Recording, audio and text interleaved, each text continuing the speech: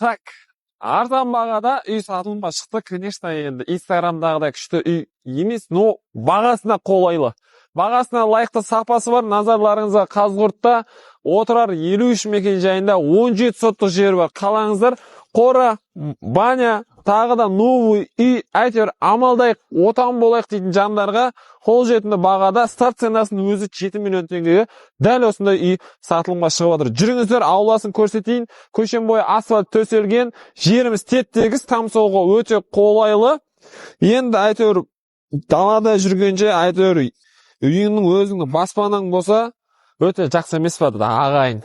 Так, дәл осы видеоны әйтеуір бір күшті машина мініп алған болса да, бірақ үйі жоқ, ағалар болса, братандар болса, беймарал көре берсін.